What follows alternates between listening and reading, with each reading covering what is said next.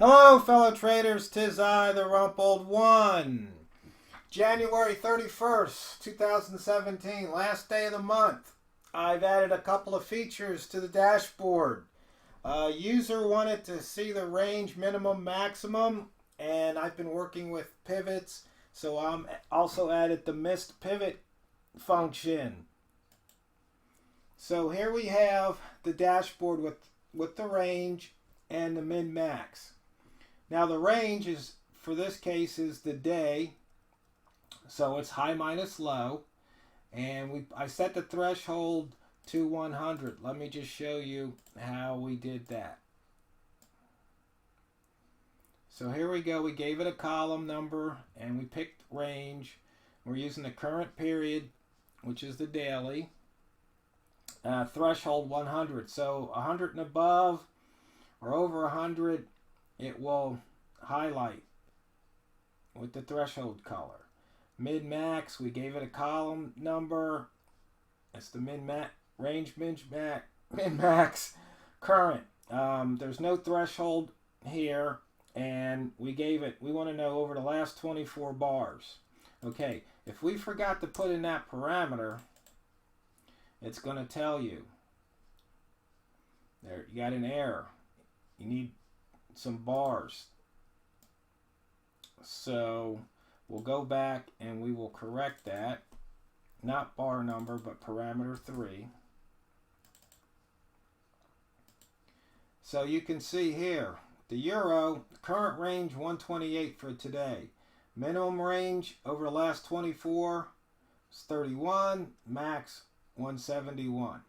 So that's how that indicator works. Now, how do you use that to make money? Because that's the important thing. So I'm going to make sure I try to ask and answer that question in these videos. Well, if you know that the range is somewhere close to the max, then probably it's done its thing. It's run out of gas. That's not always the case. So how you make money is you go, well, if it's about run out of gas, then there's a possible reversal. Okay, that's what we'd be looking for. So you see here, the euro's already reversed 22 off of the high. Now, if you're a scalper, you might be looking here.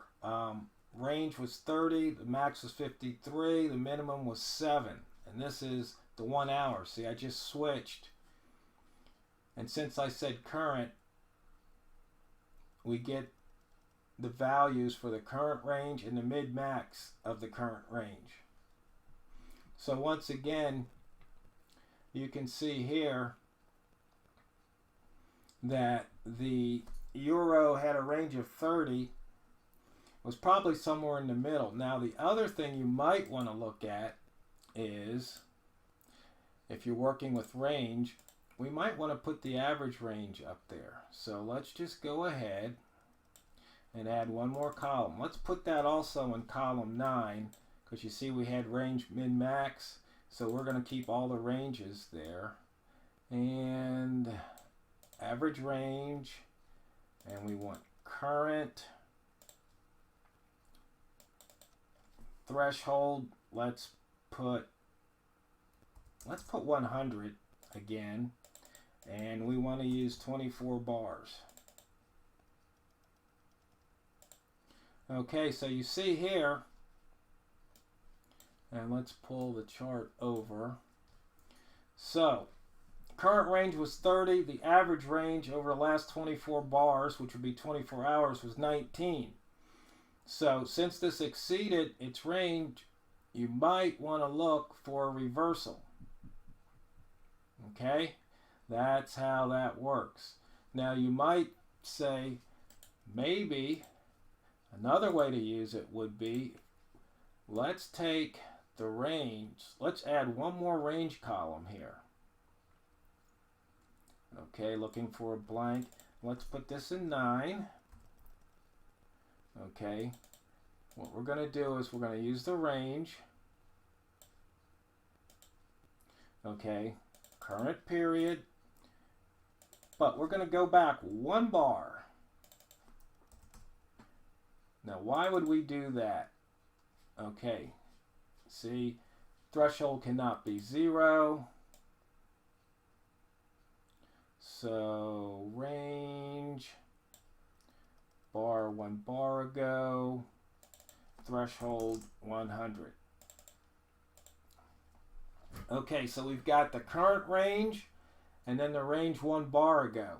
So you see here, 1 bar ago, it was above the average. Okay, so 2 things can happen. It can either keep going in the same direction, because in this you can see what a big bar is, that's momentum, or it could have run out of gas and reversed. So this gives you an idea, looking at these columns. Hey, you say, has it run out of gas? Is it a freight train, steamroller? Because you can see here, big bar, and then there was another big bar. So finally here we got another big bar meaning bigger than average, and then all of a sudden now we're getting a reversal. So this is something you look for. And if you, let me widen the chart here. And what you can do is, you can look right here. That wick zone, okay? You see how price, it broke out of it this way. It was a big bar. There was a reversal, okay? The open was at 90. The low was at 78. So there's a possible 10 or 12 pips you could have grabbed on the reversal. And right here, you see, it came out of the wick zone, but then it came back down to that high and kept going. So you could have played that trade that way. And somebody's going to go, oh, you're talking hindsight, blah, blah, blah. But, you know, that's okay. Because you can see here, it came in a wick zone and entered. We've talked about wick zones before. And we know how price does not like to stay in the wick zone. So you see here, it closed near the high. It only pushed up so far and reversed. And you know, when it's up here, you're in the red rat zone. So once again, if the high minus close is between 0 and 20, you're in that red rat reversal zone. So you're looking for price to reverse. And the same was true here, and it did reverse a bit. And the same was true here, and it did reverse a bit. So that's how you can pick up some of those pips. So that's using the min-max and how you use that in conjunction with average range and range. Okay, now I also added the pivot. So let's bring up the missed pivot. Actually, here's what I'll do. Let me just reset the indicator. So you see we got rid of those. Let's pull it up fresh. Now what we're going to look for is missed pivots. So let's just put that in column 10, and we're going to look for missed pivot. Okay, and usually we use the day or the week or the month, but I'm going to put it on current so we can go ahead and switch. Okay, and so you see here I used a little squiggly to indicate missed pivot point. And this tells you how many bars ago the pivot was missed, but let's look at the daily pivot. Okay, so here it has missed today's pivot. Now, I've written a few pivot indicators. I've got the missed pivots, okay,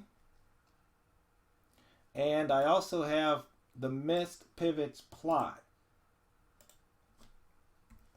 Okay, and as you can see, this indicator has a gauge. So what I'm going to have to do, so we can look at it here, is I'm going to need to move it, about 200 off of this axis. Okay, good guess. So you can see here today we missed the pivot. It got close. The low was 106.834, but the pivot was 6828, so it missed it. It did not hit it. So we're looking, it's going to look to hit that pivot sometime in the future. So what's the difference between this and this and this? This just shows you the most recent missed pivot. So that would be today. If we look at the yen, same thing. It missed that pivot. Now, in fact, this may be a misnomer. I should have called this opened missed pivots, because what will happen is you can see on this day the pivot was missed, but the next day it got covered. In other words, price came back, and this was a missed pivot, but once again it got covered. So these are truly missed pivots, and these are missed pivots that have not been covered. So this is if that pivot is missed on the day. And so you can see here today, open minus the pivot point was 0.296, so that was 29 pips. Okay, that was today. And the high minus low was 21 pips, and the low minus the open was 167.5 pips. So what this is telling you is price opened here. Okay, and it went up to here,